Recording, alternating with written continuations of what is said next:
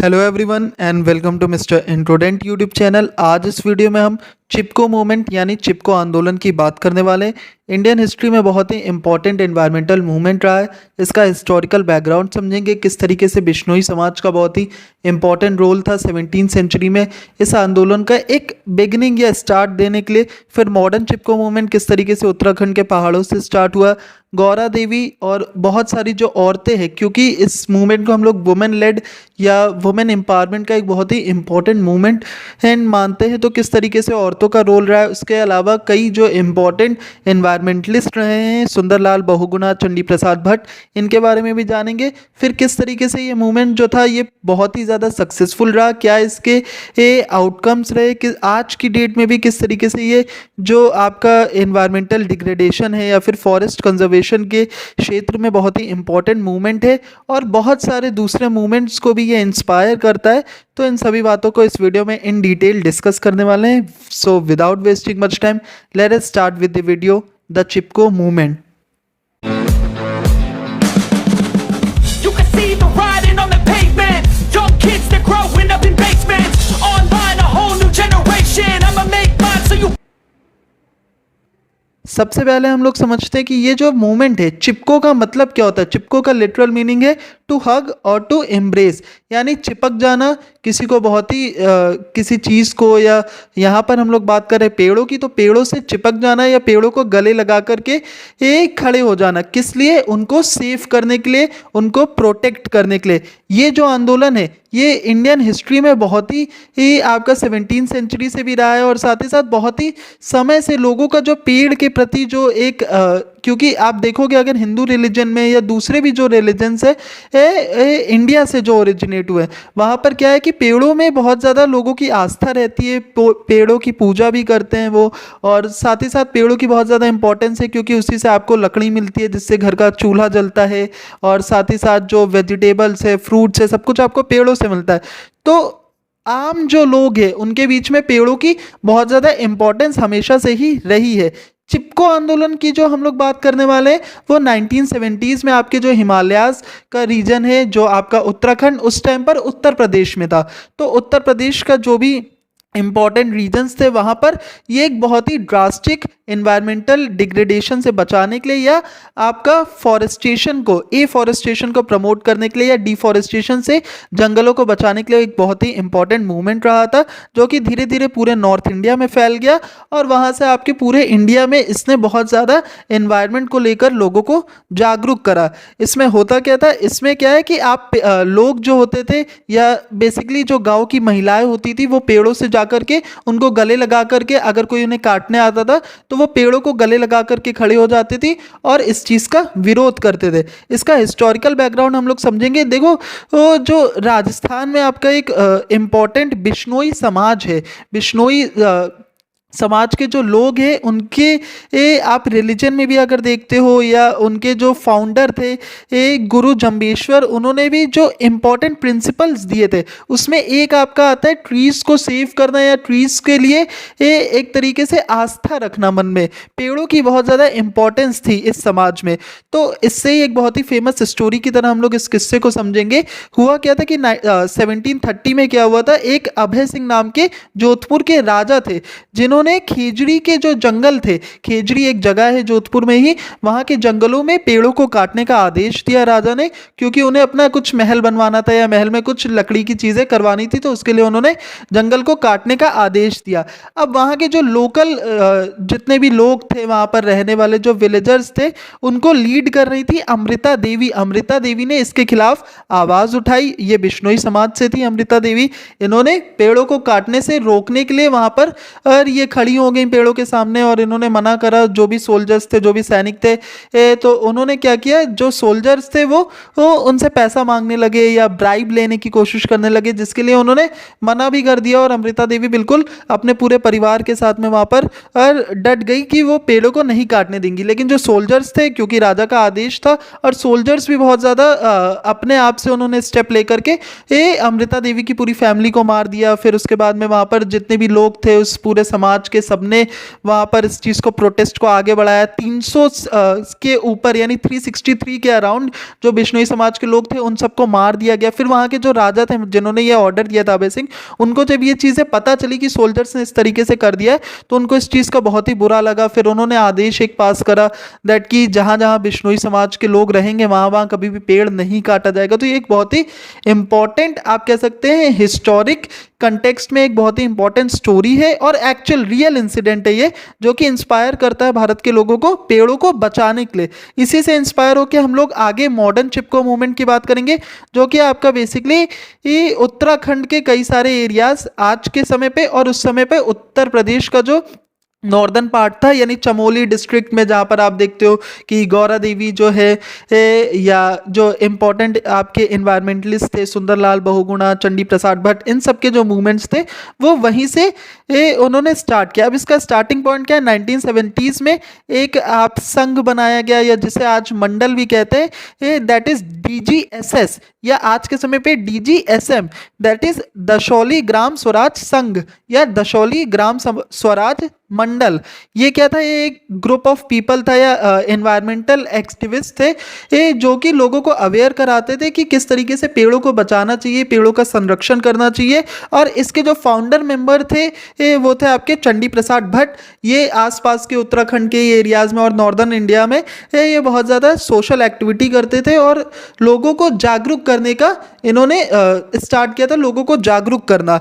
अब देखो main incident कहाँ से स्टार्ट होता है, 1973 में क्या था कि गवर्नमेंट ऑफ उत्तर प्रदेश ने कुछ ऐसे लॉगिंग के राइट्स और वुड को काटने के राइट्स जो है स्पोर्ट कंपनी को या अलग अलग लोगों को इन्होंने राइट्स दिए थे, जबकि जो वहाँ के जो जनरल पब्लिक थी या जो लोग थे, विलेजर्स थे, उनको पेड़ों को काटना या फिर उससे अपना जो भी उनको इस्तेमाल के लिए चाहिए होता था उस पर कई तरीके की रोक टोक थी। लेकिन कंपनियों को इन्होंने लाइसेंसेज या आप कह सकते हैं राइट्स बांट रखे थे।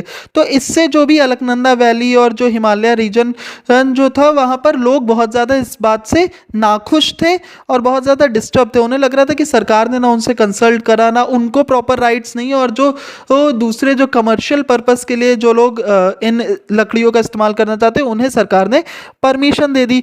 तो इस चीज़ के खिलाफ ये जो मंडल वाले लोग थे या संघ वाले लोग थे, ये जगह जगह पर अलग अलग गाँवों में अलग अलग जगहों पर जा करके लोगों को ये आपका एक तरीके से अवेयर कराते थे। तो बहुत सारी मीटिंग्स होती थी, बहुत सारी बातें चलती थी जिसमें ये लोग लोगों को इन सब चीज़ों के बारे में अवेयरनेस फैलाते थे। अब इसी दौरान क्या होता है, एक विलेज था रेनी विलेज में 1974 में एक बहुत ही इंपॉर्टेंट प्रोमिनेंट फिगर है गौरा देवी।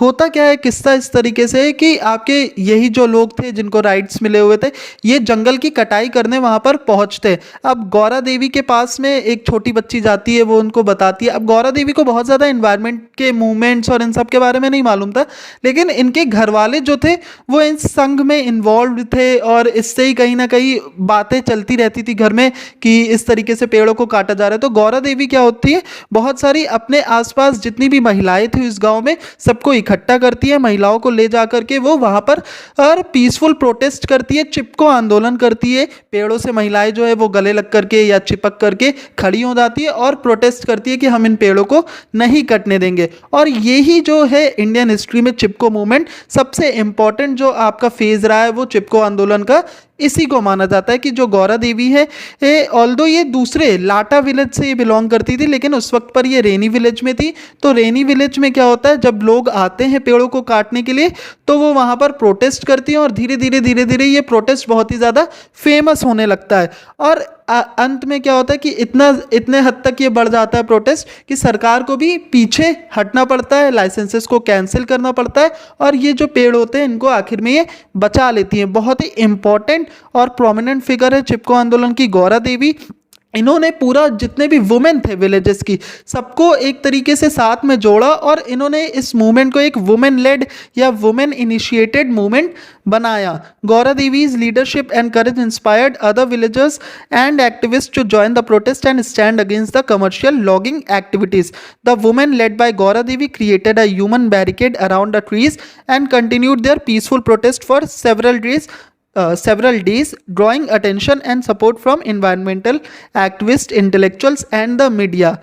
तो ये सबसे इम्पॉर्टेंट पार्ट रहा था कि आप यहाँ पर देख सकते हो जितनी भी औरतें थी गांव की वो क्या करती थी, इस तरीके से पेड़ को घेर करके खड़ी हो जाती थी और ये मूवमेंट धीरे धीरे बहुत ही ज़्यादा फेमस होने लगा क्योंकि इसमें लोकल लोगों का इन्वॉल्वमेंट था, लोकल महिलाओं का इन्वॉल्वमेंट था। इसी दौरान महिलाओं ने एक बहुत ही इम्पॉर्टेंट जो आप कह सकते हैं वाक्य है जिसको पॉपुलराइज किया गया, इन्होंने क्या बोला, क्या है जंगल के उपकार, मिट्टी पानी और बयार, मिट्टी पानी और बयार जिंदा रहने के आधार। ये एक तरीके से इन्होंने नारा दिया था चिपको मूवमेंट के दौरान और इसी वजह से ये जो मूवमेंट है एक बहुत ही वुमेन लेड मूवमेंट रहा।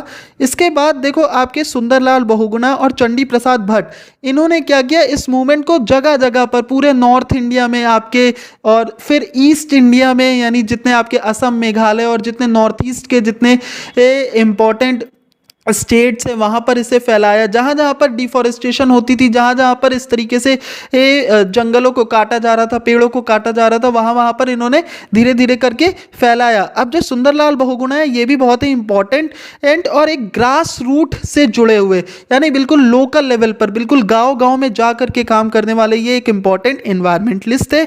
इनका एक बहुत ही इंपॉर्टेंट स्लोगन है, इकोलॉजी इज परमानेंट इकोनॉमी, यानी पारिस्थितिकी ही स्थायी अर्थव्यवस्था है। ये बहुत ही इंपॉर्टेंट इन्होंने स्लोगन दिया था और ये जो थे ये एक गांधीयन एक्टिविस्ट थे, यानी ये नॉन वायलेंट मूवमेंट्स का इस्तेमाल करते थे या नॉन वायलेंट तरीके से अहिंसा करके ये पेड़ों को बचाने की कोशिश करते थे। His efforts including his iconic 5000 kilometre long save Himalaya march in the 1980s helped to raise national and international awareness about the importance of environmental conservation and the need for community based forestry initiatives. देखो ये जो गौरा देवी वाला जो movement था ये इतना ज़्यादा popularise हुआ या चिपको मूवमेंट इतना पॉपुलराइज हुआ कि उस टाइम की जो तत्कालीन प्रधानमंत्री थी हमारी इंदिरा गांधी जी, उन्होंने 15 साल के लिए 1980s में इन्होंने 15 साल के लिए किसी भी पहाड़ी इलाके में या ऐसे इंपॉर्टेंट इलाके में जो पेड़ों की कटाई है यानी डिफॉरेस्टेशन पर कंप्लीट बैन लगा दिया था। तो आप इस मूवमेंट का उस टाइम पे कितना पॉपुलर हुआ था ये मूवमेंट, ये आप उसी बात से समझ सकते हो। अब इन्हीं सब चीज़ों को हम लोग achievements and success of the Chipko movement में पढ़ेंगे। 1987 में इसे एक राइट लाइवलीहुड अवार्ड भी मिला था इस मूवमेंट को। उसके बाद में जो स्लोगन है इकोलॉजी इज परमानेंट इकोनॉमी, ये बहुत ही ज़्यादा पॉपुलराइज हुआ इसी मूवमेंट की वजह से। Influenced a 15 year ban on commercial logging in the Himalayan region, ये हमने बताया सरकार ने बैन लगा दिया। Implemented community-based forestry initiatives like the Joint Forest Management Program, यानी जहाँ पर जो कम्युनिटी है जो लोकल लोग हैं वो आपस में कम्युनिटीज़ बना करके फॉरेस्ट्री इनिशिएटिव्स लेते थे। इसमें इन्होंने लोकल कम्युनिटीज़ को, वुमेन को स्पेशली बहुत ज़्यादा एम्पावर फील कराया या एम्पावर किया। वुमेन जो थी वो अपने घर से बाहर निकली और उन्होंने एक स्टेप, क्योंकि देखो यार जो जंगल है या ये सब चीज़ें इसका मेन रोल जो है वो वुमेन पर ही आता है, इन्फ्लुएंस वुमेन पर ही होता है। क्योंकि जो चूल्हा जलेगा घर में या जो खाना बनाना है, जो आपको फल चाहिए, सब्जी चाहिए, ये सब चीज़ों में कहीं ना कहीं वुमेन का ही ज़्यादा इन्वॉल्वमेंट है। तो उन्होंने अपनी ही प्रॉब्लम से लड़ने के लिए वुमेन लेड इनिशिएटिव बनाया इसको। Contributed to the preservation of forest, preventing soil erosion, maintaining water security and protecting biodiversity.